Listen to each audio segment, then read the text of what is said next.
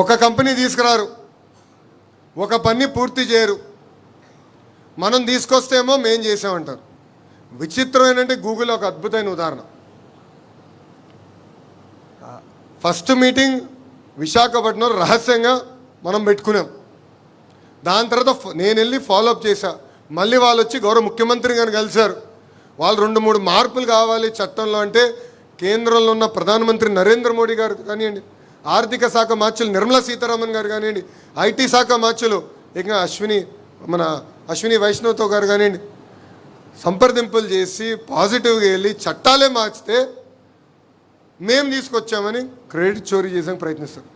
చలో తీసుకోండి రాబాయ్ అంటే ఏకంగా వాళ్ళ ఎంపీఏ కోర్టుకు వెళ్ళి అలాంటి కంపెనీకి భూములు ఎట్టిస్తారని పిల్లేస్తారు. అంటే ఎంత అన్యాయమో ఒక్కసారి మనందరం ఆలోచించాలి. ఇది ప్రజల్లోకి తీసుకెళ్లాల్సిన అవసరం ఉంది. గౌరవ ముఖ్యమంత్రి గారు ఈరోజు చాలా అద్భుతంగా చెప్పారు. వివేకానంద రెడ్డి గారి హత్యనే ఒక అద్భుతమైన ఉదాహరణ. ఎట్లా వాళ్ళ నాయకుడిని చంపేసి ఆ నెపం మన పైన వేశారు.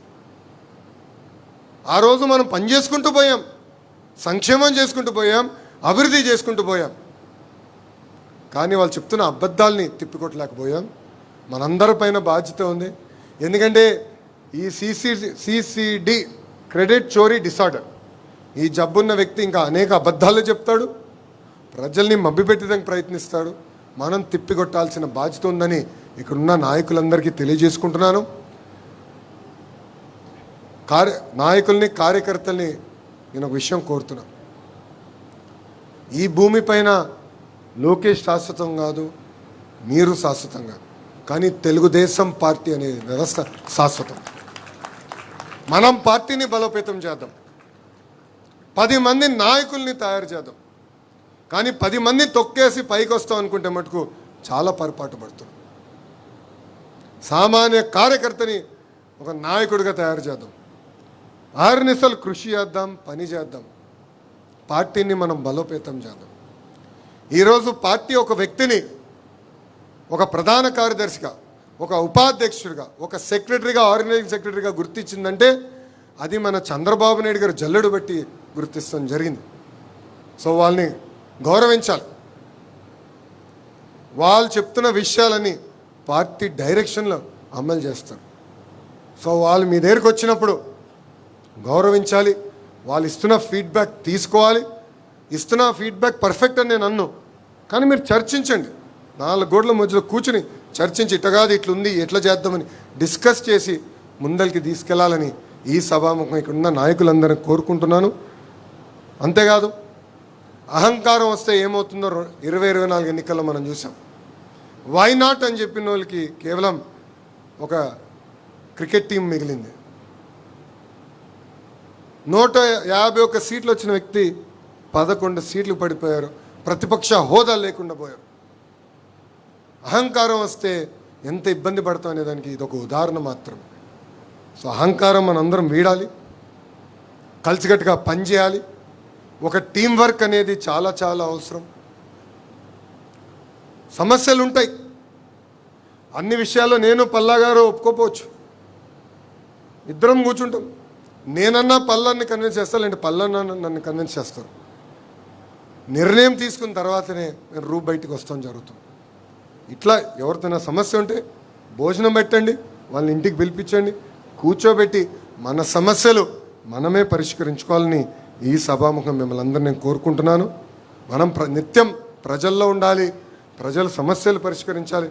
మన జాతీయ అధ్యక్షుల వారే ప్రతిరోజు 20 గంటలు పనిచేస్తుంటే మనం కనీసం 1 గంట ఆయనకన్నా ఎక్కువ పని చేయాలి కదా. కనీసం 1 గంట ఎక్కువ పని చేయాలి. పవిత్రమైన దేవాలయం ఉంది. ఈరోజు మీరు చూస్తున్నారు, బీజేపీ మినహా భారతదేశంలో ఏ పార్టీకి లేని కార్యాలయం ఈరోజు ఒక తెలుగుదేశం పార్టీకి సొంతం. మనందరం పనిచేసడానికి ప్లేస్ ఉంది. సెంట్రల్ కమిటీకి ఒక ఫ్లోర్ ఉంది, స్టేట్ కమిటీకి ఒక ఫ్లోర్ ఉంది, ట్రైనింగ్ గ్రీవెన్సెస్ అందరికి సెపరేట్గా ఒక బిల్డింగే ఉంది.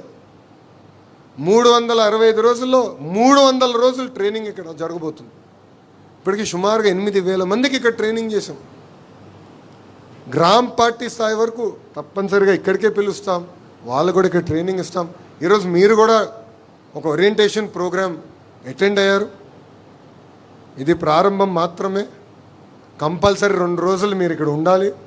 2 రోజులు ఉంటుంది ట్రైనింగ్, నాకు ఉంటుంది ఆ ట్రైనింగు. సామాన్య కార్యకర్త ఎక్కడ పడుకున్నారో అక్కడనే మనం పడుకుంటున్నాం, అక్కడనే మనం అందరం స్నానం చేస్తున్నాం. కార్యకర్తలను ఎట్లా చూసుకుంటామో అదేవిధంగా పార్టీ కూడా మనం చూసుకుంటుంది. ఈ ట్రైనింగ్ అనేది చాలా చాలా అవసరం.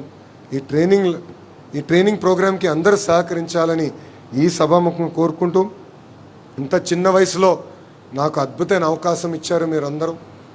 వాస్తవంగా నేను ఈరోజు ఈ స్థాయికి వచ్చాను, ఆ కుర్చీలో నేను కూర్చోగలుగుతున్నానంటే దానికి కారణం వేదిక ముందున్న నాయకులు, రాష్ట్ర వ్యాప్తంగా ఉన్న 1 కోటి మంది కార్యకర్తలు. మీ త్యాగాలతో నేను ఈరోజు ఈ స్థాయికి వచ్చాను. ఆ రోజు మీరు నాతో నడిచారు కనుకనే యువగలం పాదయాత్ర సక్సెస్ అయింది. నా వెనక్కి ఉంటూ నన్ను ప్రోత్సహిస్తూ ముందరికి తీసుకెళ్తున్నారు. ఏ చిన్న సమస్య ఉన్నా మీ అందరి దగ్గర నా నంబర్ ఉంది. తిట్టేది నన్నే, పొగిడేది నన్నే, 2 సమానంగా నేను స్వీకరిస్తున్నాను. మీరు ఇస్తున్న ప్రతి ఫీడ్బ్యాక్ని నేను సీరియస్గా తీసుకుంటున్నా, గౌరవ అధ్యక్షులతో చర్చిస్తున్నా. కానీ ఈరోజు ఒక నేషనల్ వర్కింగ్ ప్రెసిడెంట్గా నన్ను మీరందరూ నియమించినందుకు నా హృదయపూర్వక ధన్యవాదాలు తెలుపుకుంటున్నాను. ఈ బాధ్యతను నేను స్వీకరిస్తూ ఆర్ఎన్ఎస్ఎల్ కృషి చేస్తా. మీకోసం, కార్యకర్తల కోసం, ఆంధ్రుల కోసం, తెలుగు జాతి కోసం నేను పనిచేస్తానని ఈ సభాముఖం మీ అందరికీ నేను హామీ ఇస్తూ, నాకింత అద్భుతమైన అవకాశం ఇచ్చిన మీ అందరికీ పేరు పేరున నా హృదయపూర్వక ధన్యవాదాలు తెలుపుకుంటూ మీ అందరి దగ్గర నుంచి సెలవు తీసుకుంటున్నాను. జోహార్ అన్న ఎన్టీఆర్, జోహార్ అన్న ఎన్టీఆర్. చంద్రబాబు నాయుడు గారి నాయకత్వం, చంద్రబాబు నాయుడు గారి నాయకత్వం. జై తెలుగుదేశం, జై తెలుగుదేశం. అందరికీ నమస్కారం. మీలో ఒకడిని, మీ వాడిని, అన్నగారి కుటుంబంలో అతి చిన్నవాడిని మనం అందరం కలిసి ఈ కుటుంబ గౌరవాన్ని, ప్రతిష్టని పెంచుదామంటూ మనందరితో భావాన్ని పంచుకున్నటువంటి నూతనంగా ఎన్నికైనటువంటి వర్కింగ్ ప్రెసిడెంట్ గారికి ధన్యవాదాలు తెలియజేసుకుంటూ, ఈ లెఫ్ట్ సైడ్ రూమ్లో ఫోటో సెషన్ ఉంది. పోలిట్ బ్యూరో సభ్యులకు, జాతీయ పార్టీ సభ్యులకు, స్టేట్ వర్కింగ్ కమిటీకి 3 వైపులా 3 డయాస్లు ఏర్పాటు చేశారు. దయచేసి మనందరం వెళ్ళి నిలబడితే ఒక 2 మినిట్స్లో లోకేష్ గారు కూడా వచ్చి జాయిన్ అవుతారు. అందరికీ ప్లేస్లు విత్ నేమ్ సహా పెట్టడం జరిగింది. దయచేసి పక్కనే ఉన్నటువంటి హాల్లో ఫోటో సెషన్కి సిద్ధం కావాల్సిందిగా కోరుతున్నాను. Thank you. జై హింద్, జై తెలుగుదేశం.